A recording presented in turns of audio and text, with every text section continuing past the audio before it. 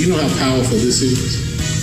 Do you know what it means in your life? Or maybe I should ask the question, does it mean anything in your life? Until you learn how to study it and see what God is saying to you, you'll never really be able to fulfill your purpose. Come on and join us. Join us for 45 minutes of purpose here at 45th Street Baptist Church. I guarantee you, you'll come out thinking differently. And my prayer is, somewhere along the line, you'll find the purpose that God has for you. Come on in and join us.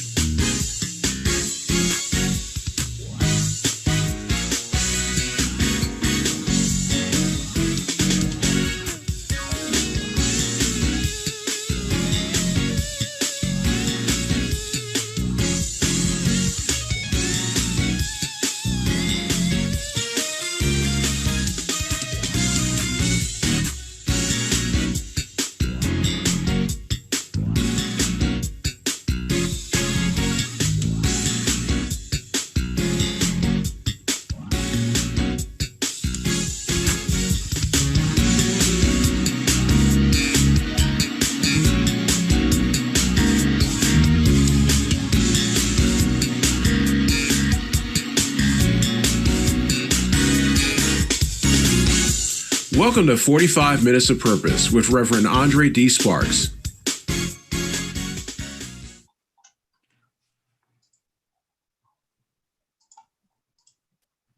Wow, can you believe it's been a week already? I'm glad to have you back again to 45 Minutes of Purpose. And this time we're going to be talking school all over again. We did it last week and we had a wonderful conversation with our principals from all over the area. I'm excited about tonight's conversation. We've got not principals this week, but we've got teachers from all over. And I think we're going to be really pleased with the lineup that we have because we know these teachers. I was always afraid of teachers when I was growing up. I mean, they seemed menacing in some respect, but I can't be afraid of these three folk because I've been knowing them forever. And I'm excited about what they're going to talk to us about. And I'm really excited about their perspective on how to manage this situation for our children during this pandemic. I'm excited because they're parents. I'm excited because I know they're good, God-fearing people. And let's go ahead and talk to them. Let's, if we can, unmute all of them so we can say hello to everybody. We've got with us tonight, we've got Angelique Sharpe. She's calling us all the way from Georgia. All the way from Georgia. And then we've got Ashley Sparks, and she's calling us all the way from over there, Hoover anyway. Hey. And then we've got, last but not least, our own Deacon Cameron Davenport. Hello. Hello. Do I have to call you Mr. Cam since this is like a professional? If you want to. I don't want to, but I will. It's great to see each of you. So let's do this. Let's get everybody introduced to you and see how long you've been teaching and where you're teaching. And let's start with Cam. The odd man out. Yeah. So my name is Cameron Davenport. As you said, this is my 4th year teaching. I teach at a school called Banks Academy. It's a private Christian school in the Eastlake area. This is my 2nd year teaching at this school. I really enjoy it. Really enjoy teaching here especially because of the Christian atmosphere. They really encouraged me just to put Christ in all of my lessons, which I really enjoy. So, married to the beautiful Ashley Davenport. Hey, bae, I know you're watching. This is her first year in the education. She's actually going to be teaching at I3 this year. So this is her first year in the education field. So you're going to do great, bae. Yes, I'm a member of 45th Street Baptist Church, where I am a deacon at that church. I coach basketball and football at good old Banks Academy. I'm the assistant basketball coach and the defensive coordinator for the defense in football. Have our first game next week, so I'm excited about that. So I've been taking some COVID measures to make sure we get there, but we are on our way there. And last thing, I graduated from Auburn University, the great Auburn University. I know Pastor Sparks loves that, so I have to mention it every time I can. Well, I can say this, while, Auburn is probably not my number one choice of school. I'm very proud of you for having graduated. Thank you. I'm proud of you for that. All right, how about it? Angelique, how about it? I am Angelique Sharpe. I am married to Augusta Sharpe. We've been married for about 5 years, a little over 5 years. In November, it'll be 6. I have 2 stepsons, Jameer, he's 13, Caden, he's 7, and we have a son together, Emery. He's 3 years old. I'm from Tuskegee, Alabama, of Macon County. I'm currently living in Loganville in Gwinnett. I lived in Birmingham for 8 years. That's where I taught at Irondale Middle School. I taught 7th grade math. I was department chair. I've been on so many committees there, Title I, everything you can think of. I graduated from Jackson State University with my bachelor's in mathematics. I got my master's from Mississippi College, a master's in secondary education. I taught 2 years in Jackson before I moved to Birmingham. I taught at Chastain Middle, where I was a 7th grade math teacher as well. So I taught 7th grade for about 10 years, and then I moved here to Georgia, and I'm currently teaching Algebra 1 and Accelerated Algebra 1. Even though it's for 8th graders, it's considered a 9th grade course, so they're able to get a high school credit. I was teacher of the year at Irondale Middle, and I'm currently department chair at my recent school. So my aspiration from here, since I've been in the classroom for a while, is I'm currently in a leadership program to move me up into a curriculum and design coordinator or possibly a school administrator. And I love it. And I've probably already failed your class. That's not gonna happen. Yeah. Wow, outstanding. That's a long way from Tuskegee, Alabama, ain't it? Yeah. It is. How about it, Mrs. Sparks? Hi, my name is Ashley Sparks. I'm from the Huntsville area. I went to Hazel Green High School. That's where I graduated from. County school in the Huntsville area. But for undergrad, I went to UNA, where I met Anthony. And I got my, Anthony's my husband. I'm sorry. Anthony is my husband. I got my undergrad degree at UNA in elementary education. And then I went to get my master's at Alabama A&M in Huntsville. I have been teaching. This will be my 13th school year teaching. Wow. I have, 13 years teaching, starting this year. I have done 11 of those years in Hoover City. And currently teaching at Trace Crossings Elementary School, 5th grade math. I have 2 little boys, and they're wonderful, Aiden and Ashton, 8 and 3. And they'll be attending school with me when we get started next week. So that's going to be huge. Wow. So wait a minute. We got 2 math teachers here. How did we work that out? I mean, math is my worst. So, you teach math too? You don't teach math, do you, Cam? No, I don't. No. Yes, he did. I taught it for 9 weeks. He was my long-term sub for me when I was out for maternity leave. He taught math for the first 9 weeks to 7th grade. So we got a whole crew of math teachers here. What in the world? All right. Well, that means, and we got teachers of the year all over. I mean, this is just wonderful. I don't have any doubt that the perspective that you'll give us will be great. So, Angela, if I can call you, can I call you by first name? Is that right? Yes. I mean, since I did, I was telling them before we came on that I performed all their marriage ceremonies. Yeah. That's an amazing coincidence. But Angelique, which grades do you teach? I teach 8th grade. 8th grade. And Ashley? 5th grade. And Cam? 9th, 10th, 11th, and 12th. Okay, so we got, and all right. So we got middle and high school teachers, right? Yes. Elementary. And elementary school teachers. So the whole spectrum here. So time for confession now. You're nervous? You're nervous about what you're getting involved in this year? Yeah. Yes. Yeah. And Lee, has everybody started back to school already? I have started virtually today. I started back work on the July 29th, where teachers were mandated to come back into the building. We are working privately from our own classroom, but today was our very first day virtually with the students. Okay. So you have, is it fully in person or is it a hybrid? How's it working for you? It's fully digital for right now. They are doing a phase in Okay. over the course of next weeks, but it's dependent upon the numbers in Gwinnett, and they keep rising. So I think they're going to keep pushing that date back. But until then, we're going to be 100% digital. Okay. How about you, Cam? Oh yeah, we're all virtual right now. We started back this week, so Monday. It's my first day with students, and we're on an app right now called Google Meet. So Yeah. everybody's logging in a Google Classroom, then hit their Google Meet link, and then it's like a Zoom, and I'm face to face with them, and I'm talking to them every day, trying to teach them a lesson. I'm sharing my screen, trying to teach it. So there's some challenges, but yeah, we have started back.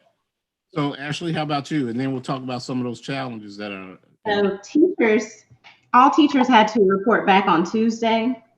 And so next week we have like a hybrid schedule where we have kids, a certain group of kids come by their last name on certain days of the week. So we start that on next Thursday. So we're in person and virtually teaching for 4 weeks. Each day, was that each day you'll have some at home and some in person? Yes. Do you teach the same lesson to both of those groups?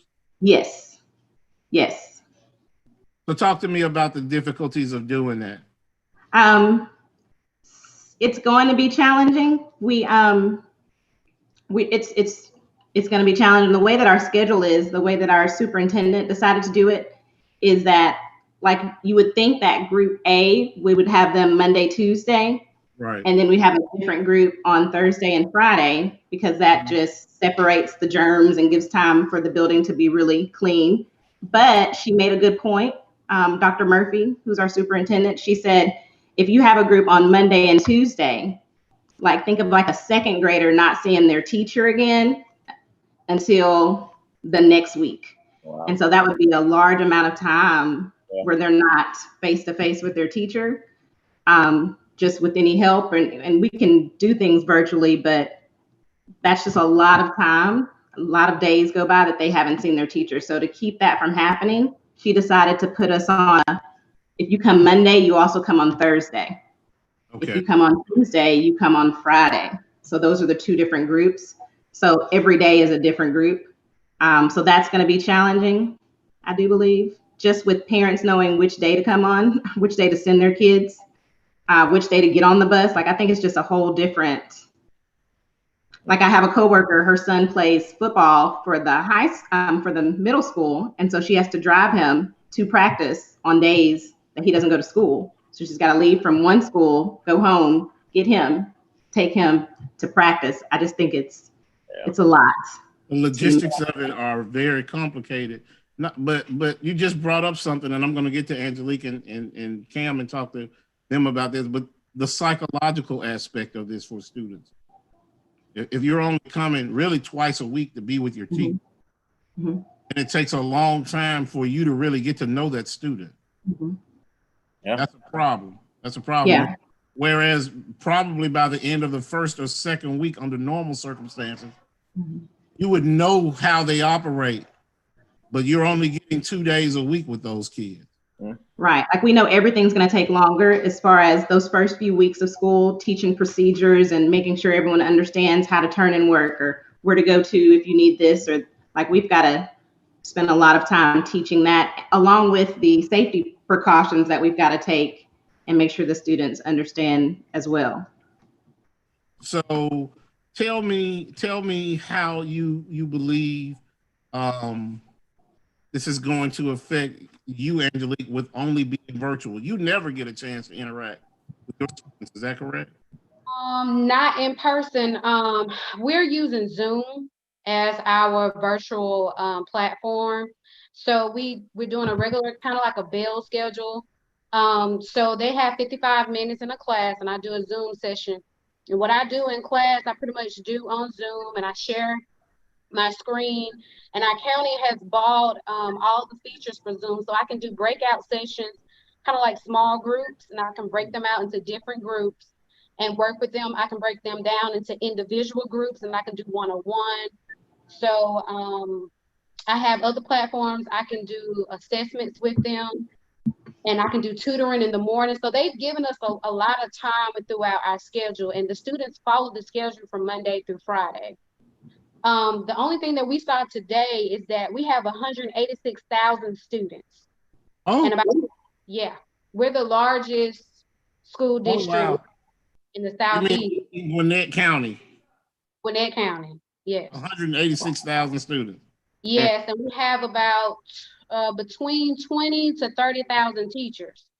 So everybody getting on at the same time. It crashed this morning, but they Oh, were I'm able to get sure it it back up. did. Yeah, they were able to get it back up in about 2 hours. So from there, everything was fine. So that's the only challenge is the technology for So you right now. telling But me you had 220,000 people trying to get online at the same time. yes, yes. Oh my goodness. See, this is the aspect of it that nobody I can't say nobody considered, but it's only until you go real time can you test these issues. And so they crashed it, they got it back up after 2 hours, and did it function okay after that? Yeah, it was fine. We're recording our mini lesson, the teaching part of it anyway. So if parents and students can't get on, we can immediately send them the video. It's kind of like our contingency plans. So we're sending it out to students, and we're giving them days up until Friday to get any missed assignments. So if they can't log in during our live sessions, they are able to get the recording. So explain this to me. When they have questions, is it easy for them to get we're on Zoom right now. Yeah, on Zoom there is a raise hand tool. Like if you it's a tab on there that says participants, and it allows you to raise your hand. And when they press that, I'm able to see, they have a question. And for the chat box, I set it for the chat to just go to me, so they won't be talking amongst each other. So the chat only goes to me, and then I can send chats out to the entire class, or I can just send chats out to them individually. Right. Cam, you're all virtual, and how's that been working for you so far? Today was your first day with students? Oh, well, Monday was, but so today was my third day, but it's been going well. It's been going well. I have one class for some odd reason it keeps freezing. So today was actually our first day that I actually got to teach them or ever have any kind of conversation with them, because the first 2 days, like, it froze for like an hour. And so I had to restart my computer and try to get it back on. So pretty much that class was like just canceled. So so we've been having some challenges, and but we've been trying to work through them. Another challenge that we have just students turn their video on. So you have to get the students to turn their video on and stay in the video and not move around. So how do you control that? What do you tell them? Oh, it's participation points. I put a grade to it. So participation points. So if you're doing something that you're not supposed to be doing, it's taken away from your participation points, and they like their grade. So that kind of puts a handle on it a little bit. But that's a whole lot more. You bring up some issues. That's a whole lot more management for you as well. Yeah, it is. It really is. Pay attention. You have to pay attention to everybody who's not paying attention. Right. And it's harder virtually. Easy when you're in the classroom, you can just walk around and make sure everybody's on task. But virtually, it's kind of hard to make sure somebody's on task. Matter of fact, today I actually caught somebody playing a video game while we were playing a video game. So I kept seeing them looking and asking why they playing a video game, and they were playing a video game. So yeah. So I would imagine that as we move on and as we get smarter about these platforms we're on, and maybe some of these other platforms already have these features, some of them do, but you'll have the ability to say that the person is not paying attention to you. Yeah. Not paying attention, which is going to help you monitor them. I don't know that Zoom has it right now. WebEx certainly has it, that if the person on the screen is not paying attention, it actually tells you the person is inattentive. What is that again? What is that? WebEx. That's the WebEx. Okay, I didn't know that. Yeah, so I've heard Google Meet, I heard Zoom. Angelique, what do you guys? I know in Hoover, Ashley, you using what platform? Google Meet. So that's 2 Google Meets. Angelique, you using Google Meet as well or Zoom? We're using Zoom. Yeah. And you're using what, Cam? Google Meet. Yeah, so 2 Google Meets and a Zoom.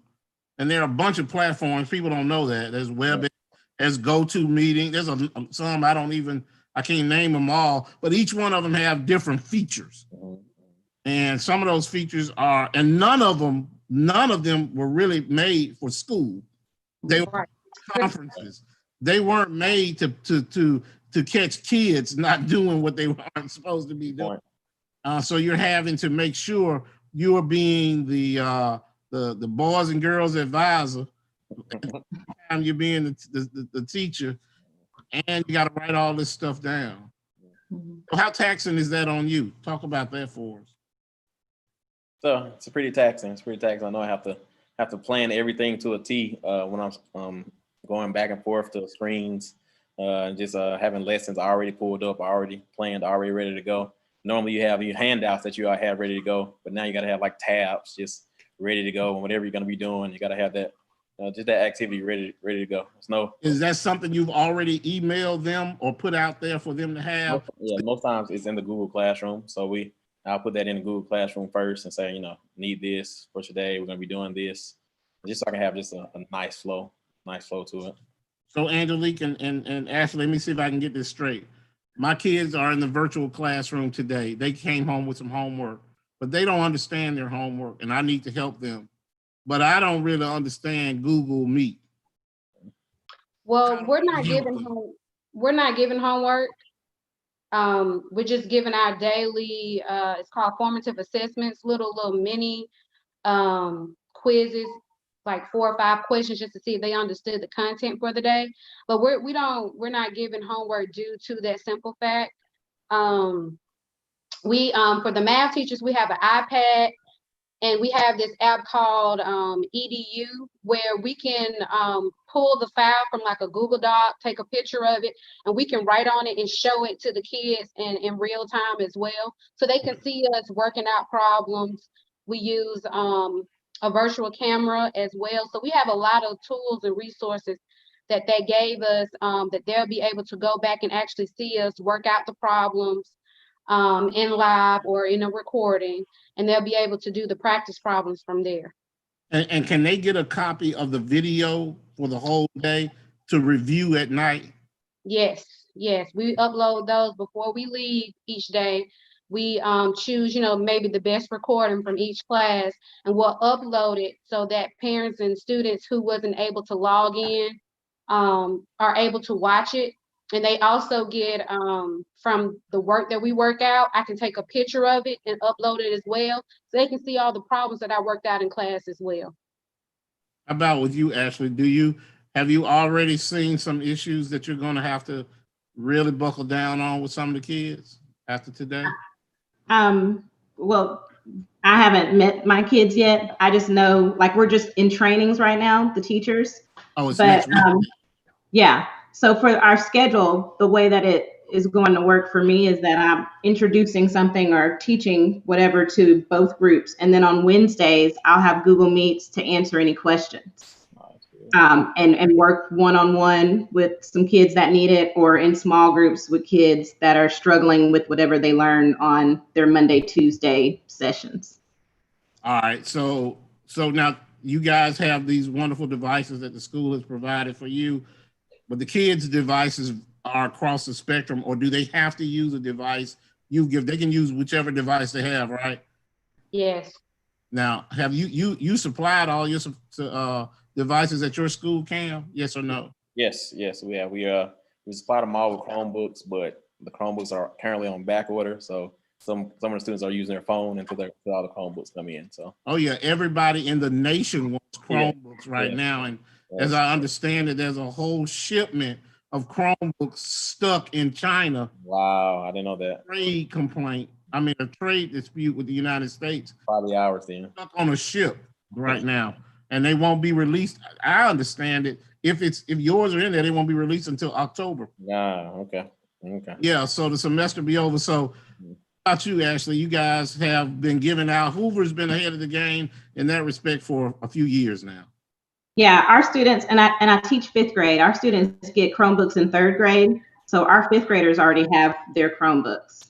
Okay. So when we start on day one next week, Thursday, Friday, they will already have their Chromebooks. It's just about training them on Google Classroom and making sure they understand our expectations for technology. So these are kids. Kids break things because they can be careless sometimes. How do we? I mean, I remember when I was in school, we would leave our textbooks at home or lose them, or somebody would take it that probably lost their own.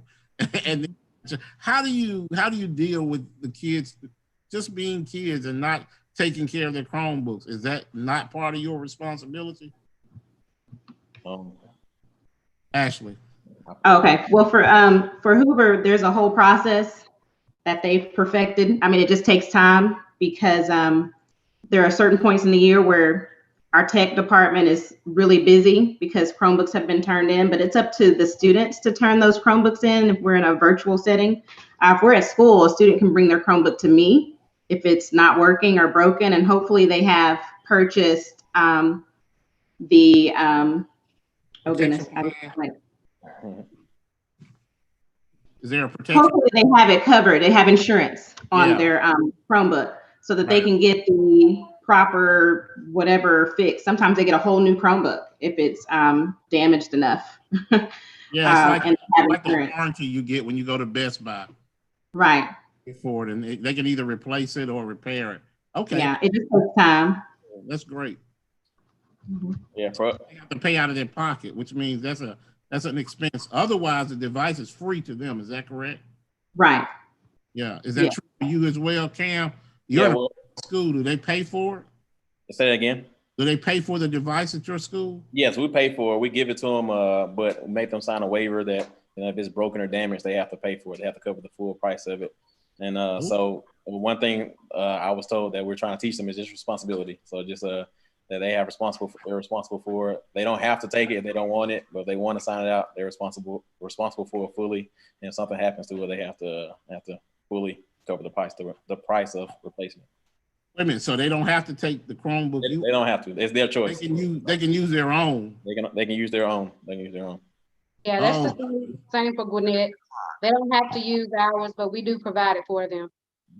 Oh my goodness. So do you still, I wonder, there's always this kid out there whose dad is trying to get the hookup and brought him a Kodak top or something like that ain't really working. So the quality of the laptop also is going to interfere with their ability to do what they need to do in the classroom. One of our students actually had a laptop or something, but his camera wasn't working.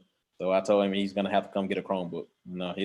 Because I need to see him and you see his video that has to be on. So since his camera is not working, either he can go get a camera that is working, or he has to come get one of our Chromebooks. And how long do you? That's a classroom management issue. But how long can that go on before you have to escalate that to administration and say this kid is not equipped for school? Yeah, to the end of the week, I'll give them, to the end of the week. Then 3 or 4 days, it's going to administration. Like, hey, I need to get this handled. All right, let's talk about COVID for particularly for you, Ash. You're going to have kids coming in and out of the classroom. Mhm. How much management can you exercise over them? And do they have to wear masks when they come in? Yes. So everyone in the building is required to have on a mask. So that's good. Even our pre-K, because at first it wasn't certain if pre-K and kindergarten were going to be made to wear masks, but everyone in the building has to wear a mask. And I feel pretty confident about social distancing with this staggered schedule that we're doing, because I'm only going to have a handful of kids each day in my classroom. And instead of the kids rotating classes, the teachers are rotating.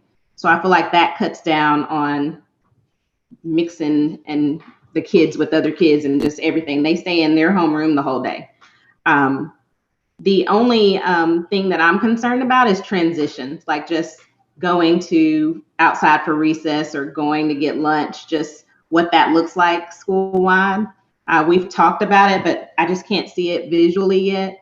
That's one of those, next Thursday, we're going to probably have to end up making adjustments once it's in action. But I feel confident about the in-class separating the kids with the way we've done the schedule. But for is that elementary. is that just another level of disciplinary action you may have to enforce because, say, little Johnny doesn't want to wear his mask? Yeah, and I'm happy to enforce that because that is a requirement from the district. And so we're even having virtual parent meetings next week with the parents of our students, just to make sure that they really understand that everyone has to wear a mask all day. Well, that's the governor's. The governor has indicated that's a requirement. Yes.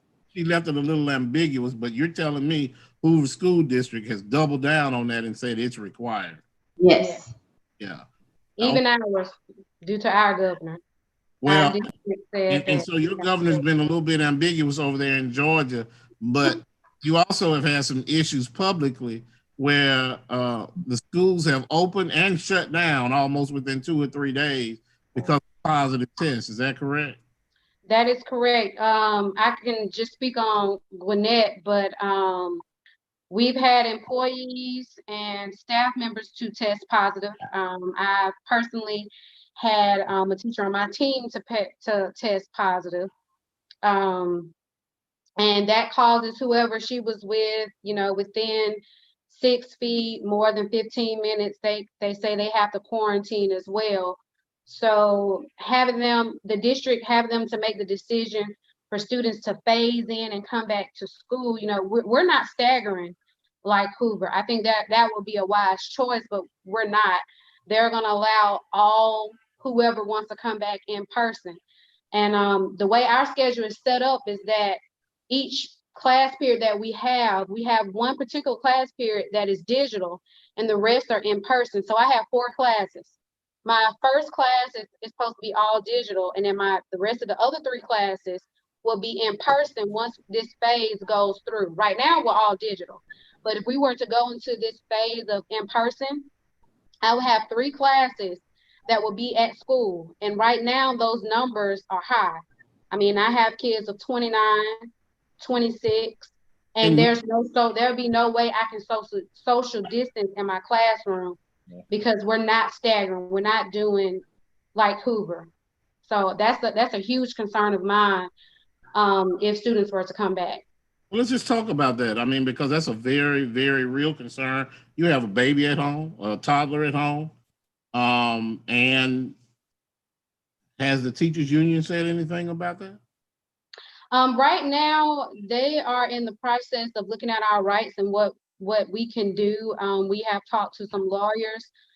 So they're working on that right now to help protect us in that. But as it is, and I don't think people understand the significance of this right now, you're contractually bound. Yes. At school. Yes.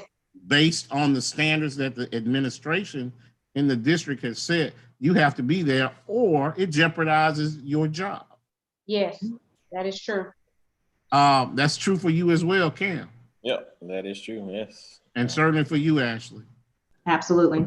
And so of course that concerns your families, but I don't think a lot of people look at the situation that way, as if they perhaps think maybe that you have a choice in the matter, and you have a choice if you want to jeopardize your job.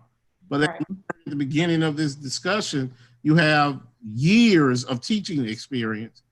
You're in a situation that was not caused by you, but if you don't show up for your job the way that you do to, then it jeopardizes your family's future. They're right. Yes. Right. And of course, that's disturbing.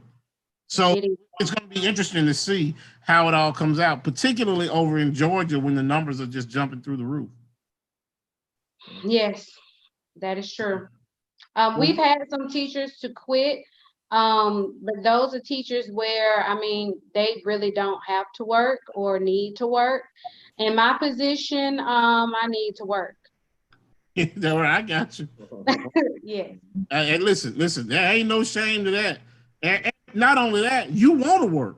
Yeah. Right, I do. Let's talk about this. Let's talk about that. You enjoy teaching, right? I do. I enjoy it. Cam, you enjoy you told us you enjoy teaching, and you can teach in a Christian environment. You love that. Mhm. Yeah, Ash, it's the calling of your life, right? Yeah, I tried to do other things. I really did. And It did not work out. Teaching was where the Lord said teaching, and that's the only thing that worked. So, obviously, yeah. you guys have been really, really good at it since you've been teachers of the year, and people are recognizing you for what you're doing. And we're gonna go ahead and claim that for Cam. He's gonna be a teacher of the year. Hey, Kim. Yeah, he's gonna be the first virtual teacher of the year. Yeah. Yeah. Actually, one of the hardest things I found right now is just building relationships. So I knew the 10th graders, I knew the 11th graders, I knew the 12th graders, but the incoming freshmen, the 9th graders, I just didn't know them. And it's just kind of hard. The first 3 days, I'm feeling it hard to even remember names and build relationships with them, because it's just, I know it's like, I feel like it's all business all the time. It's kind of really hard for me to just build that relationship with them. So that's what I'm struggling with right now. So if you looking for a prayer request, pray for that I build some relationships. Amen. We can pray for that, because making the psychological connection between your students is a part of laying the foundation for effective teaching. They got to not only hear you, they got to trust you that the information you're telling is good for them in order to follow it. But help me understand this now. You got kids, do they come dressed for school, or are they still in their SpongeBob clothes? Help me understand. Are they ready for school? They are supposed to be in uniform, but there's a couple people that have like a blanket around them, so I give them the benefit of the doubt that it's cold in their house. But technically, they're supposed to be in uniform, school uniform. They're supposed so they're supposed to be in the school uniform for Banks. Yes. One of my football players said he had a collar shirt and shorts on. I said that's fine as long as I saw the collar shirt. So I was good to go. All right. How about in Georgia? What do they can wear whatever, right? Yeah, we don't have a uniform code, but as far as the dress code, just to make sure, it's appropriate. No pajamas, not laying in the bed or laying down, but just sit up. We can just see you from here up. Long as we can see your face, I mean, that's fine. How about it in Hoover, Ashley? We get to come up with our own rules for how the meets will work. I know in the spring we were just learning, so I saw a lot of different things with 5th grade, just kind of rolling out of bed or just in bed, but with their cameras on. But I was actually reading. I saw an article on Facebook, and it was saying that you shouldn't require students to have their cameras on at home, because some might not feel comfortable with their living conditions. And I know that they can do different backgrounds, but I think this year when I do it, I'm just going to take a different approach and not make them put their cameras on, just because after reading that, I just felt kind of concerned that me making someone turn their camera on if they're not comfortable. I mean, ultimately, especially with 5th grade, your parents are probably around, hopefully someone making sure that you're at least focusing and paying attention. And I can mention that to the parents, but I don't think I'm going to make them turn their cameras on this year just because of comfort. I want them to feel comfortable. It's the same in Gwinnett. They don't have to have, we prefer them to have their videos on, but they don't have to. And also for distracting reasons too, so that other students won't get distracted. But it's not mandatory for them to have their cameras on. I just tell them it is your responsibility to pay attention and get the material and the content and to understand. So that's an opportunity for growth for you, Cam. If the rule has come out saying that they have to have it on, you may find out later that it's not advantageous. Yeah. The police that the whole time, but that's just something you got to look into. Yeah. Okay, so we got a lot of questions coming up from the folks online, and let's cycle through some of those questions. Our good friend Bessie Cooper Harris is asking a question: Are physical education and vocational classes being taught virtually as well? They are. And we call it connections, but it's pretty much your extracurricular classes. They are being taught. You have the PE teachers in there, they're doing exercises with them virtually. We have chorus, so they're singing. We have orchestra, so they have their instruments at home. Band, everything is virtual, so they're still teaching and playing and their instruments and exercising at home. There we go. Come on now, Sunday school. If we and we can do all this. We can do virtual Sunday school for everybody. Virtual nursery at home. How about this? And a great comment on Facebook. Somebody shouted out, "I vote for teacher pay raises." Ah, come on, somebody. Yeah, Yes. look at you. Look at you. Praise the name of the Lord, right? Yes. Absolutely. From their mouth to God's ear. Everybody wants to pay. Well, I'm sure all of us agree with that. All of us agree with that. Listen, how do you think it's going to be possible to deal with the students' social and emotional needs? Because I know when I went to school, I wanted to hang out with folks. That was one of my reasons for being at school. I wanted to see my friends. This context that we're in now limits that. How do you think that's affecting students? The first 35 minutes of each day of our class, we do something called advisement. So I have an advisement group. Then we meet for the first 35 minutes and they just get to talk. They get to talk about how they feel socially, emotionally. We do some character building with them and try to encourage them throughout this season that we're in. So the district has built in advisement lessons, and we do that for the first 35 minutes of each class to allow the students to express themselves and how they feel. I like that. Okay, that's a good idea. That's a great idea. I know socially, the first 5 minutes of every class, I tell them while they're logging in, they can I'm sure they miss their classmates, so they can come in, they can talk, they can laugh, they can pretty much it's their time. They can do whatever they want the first 5 minutes of class while everybody's logging in. And I have a couple classes there, and then they're laughing, they're telling jokes, they're really just having a good time. And then that's one reason I really wish I had a mute all, because once that 5 minutes is up, I really want to mute all so I can start talking. So I have to go individually muting everybody before so I can start talking. They're really having a good time. So I really think that's been helpful for our class. Are you able to put them, or do you utilize breakout rooms? You can put them in breakout rooms. I was going to look into that. I heard Angelique say that, and I was going to look into that. That sounds like, I don't know if Google Meet has that feature. They're getting it, Kim. I don't know when it gets released, but they're making a bunch of updates. That is really nice. Using it, and so like pretty much everything that Zoom has, it's going to have too. I don't know when that gets released to us, but it's coming. Yeah, and you'll probably get the feature to mute all, because we have that. We can as soon as when they enter in, they can be automatically muted. We can mute them all at the same time. So that'd be a great feature. You all should be getting that. I just want that to carry over to the classroom when they come back in person too. We need to find You want a remote control so you can mute them all at the same time when they come in? And Ashley, how about Hoover's?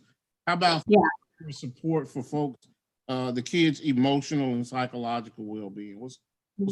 We've been told that when we do go to complete virtual, if that happens, that we need to have certain Google Meets that have nothing to do with academics and are just the kids getting to socialize. Because in the spring, some teachers did that.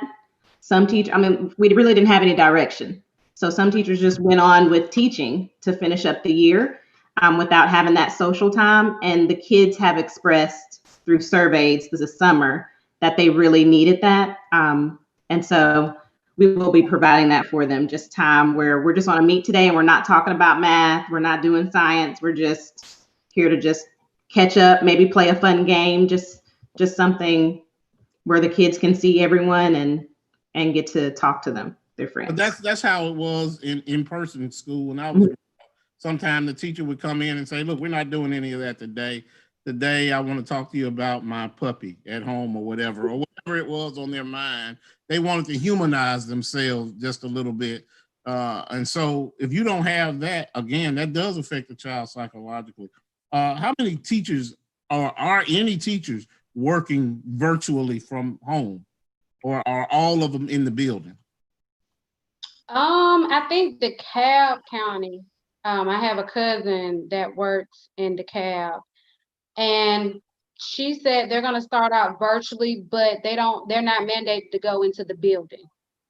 So I do know that county, they can work virtually from home. And I mean, typically what I'm doing at work, I can work from home.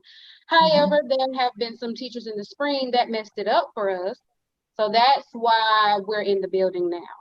Always somebody, isn't it? Somebody. Yeah. Trying to teach laying in the bed and do all that stuff. At the beach.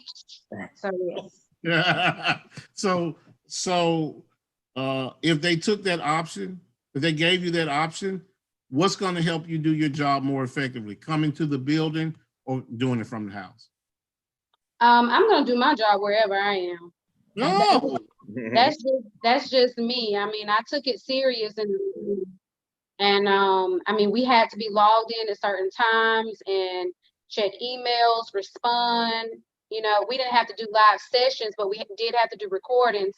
And they were checking our it's kind of like Blackboard where we post all our lessons for the day. They checked to make sure we were working.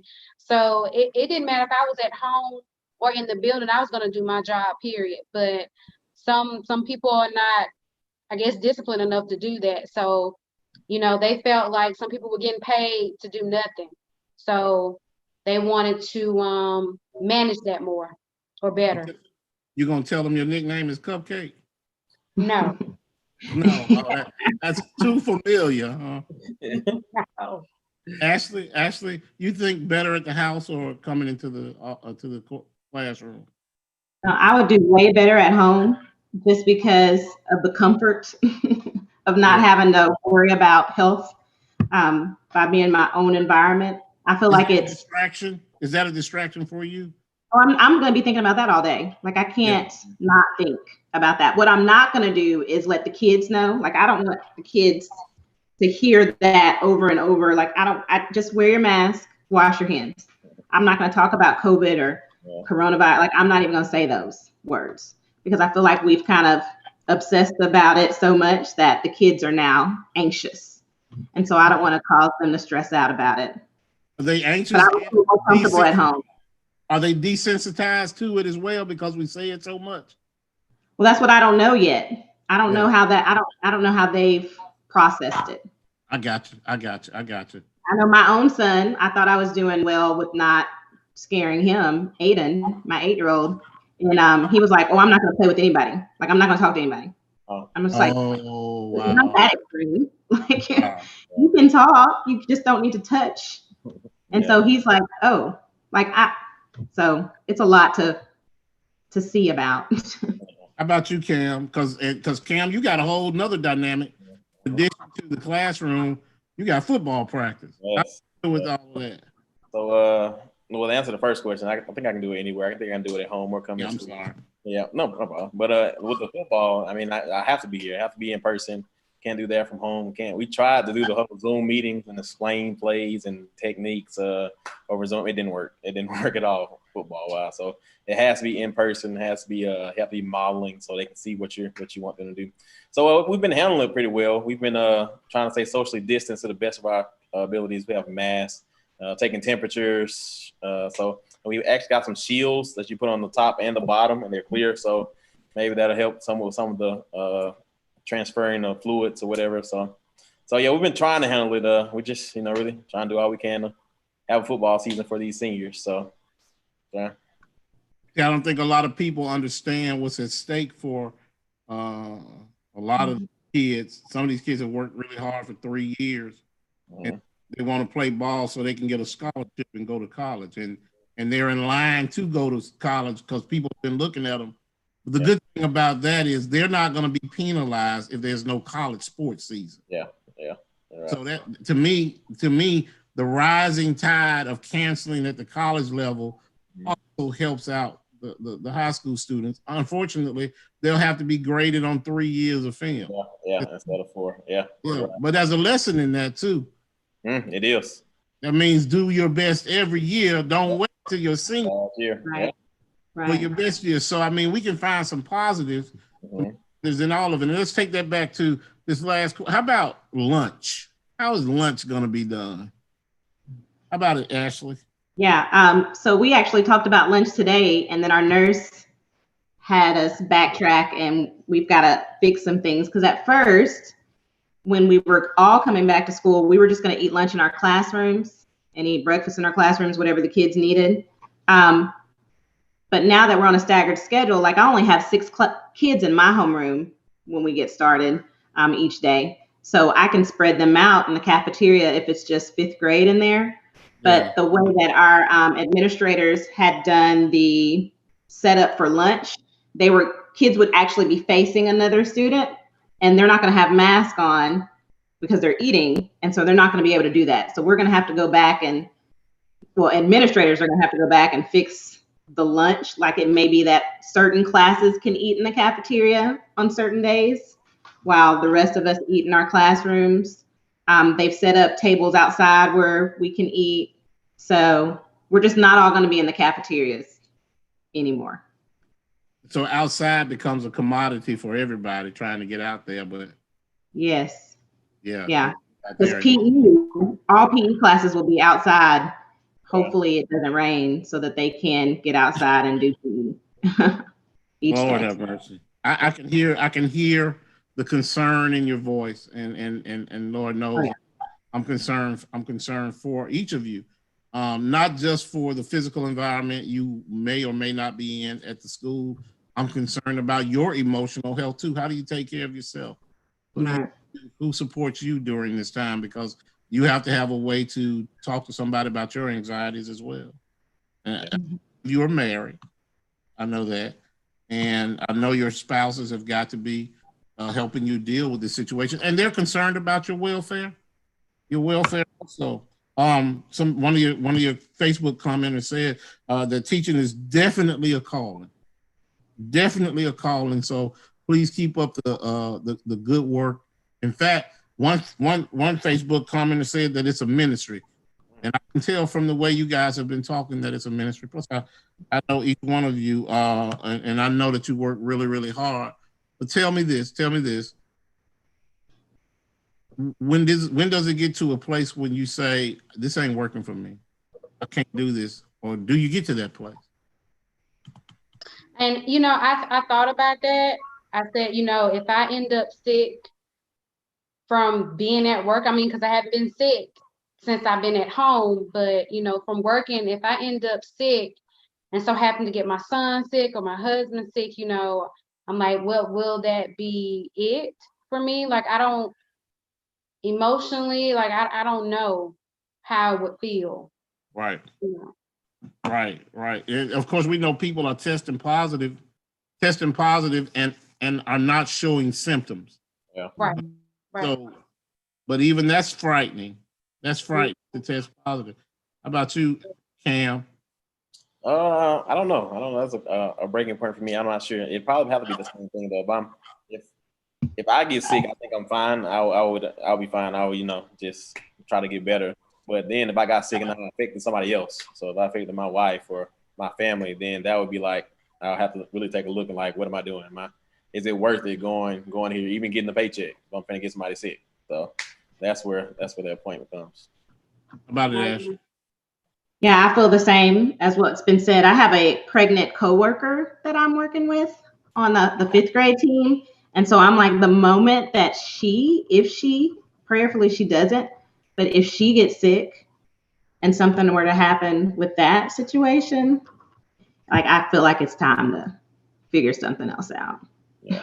Well, so I can tell you this: you guys are in a very high density situation with all those kids and that different foot traffic coming around you.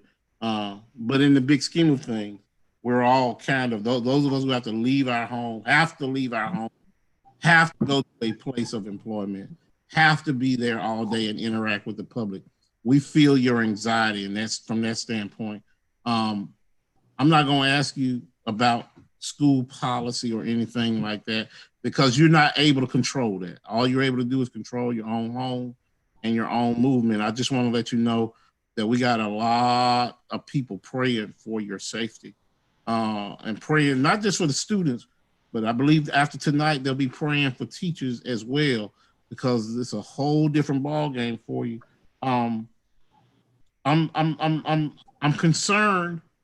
I'm concerned that some parents haven't given enough thought to how it's going to affect teachers.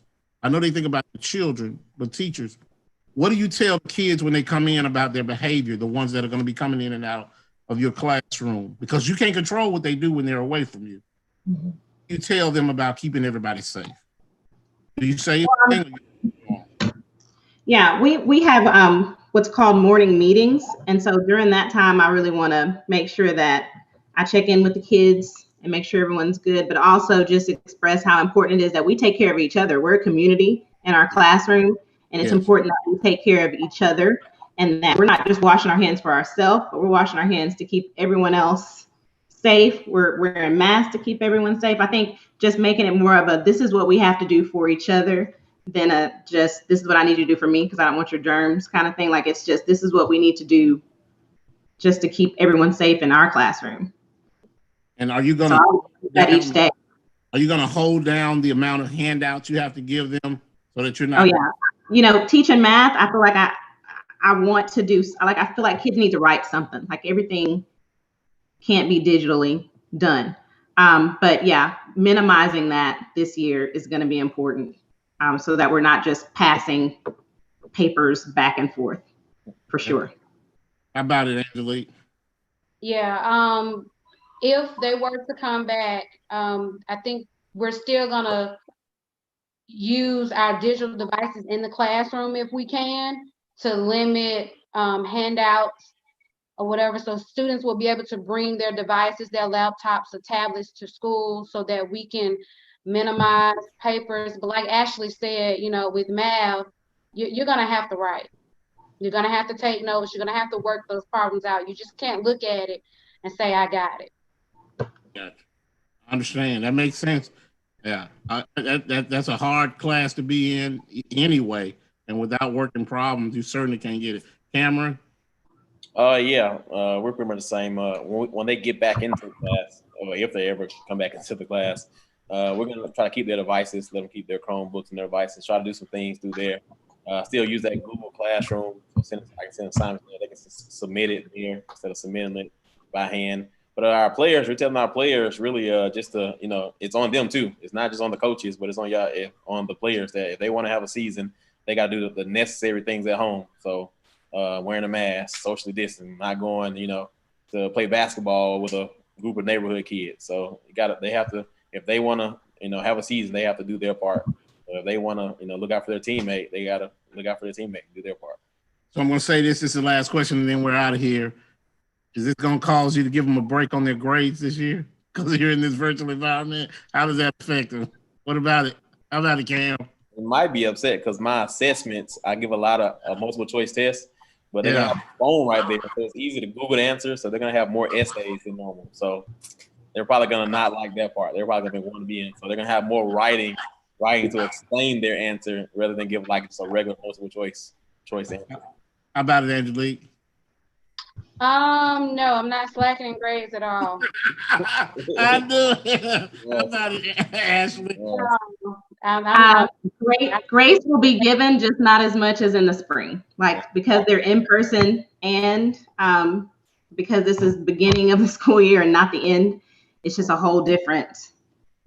It's just all different this going around. Oh my gosh, y'all are math teachers. No slacking. Gonna drop the virtual hammer on them, even in the midst of the pandemic. Oh my goodness. Gotta get them ready. Gotta get them ready. Yeah. Well, listen, I've enjoyed this. I don't know. I think everybody else it's been informative. I want to say thank you. I'm gonna go ahead and say it right now because I know you don't hear it very often. Thank you for what you do. Thank you for the work you do. Thank you for caring enough. Thank you for putting yourself in the line of fire, just like anybody else who does public service. Thank you for the hard work you do to get our children ready to become productive citizens. And I'm saying thank you today for all those folks who are going to come in and just expect that you're going to do something and understand that you're working hard and you got a family to take care of. I'm saying thank you for those folks who are ungrateful for everything you do, unlearned, unappreciative. Thank you for what you do. I'm glad we talked tonight to Ms. Sharpe, Ms. Sparks, and Mr. Davenport. God bless you. This has been 45 minutes of praise.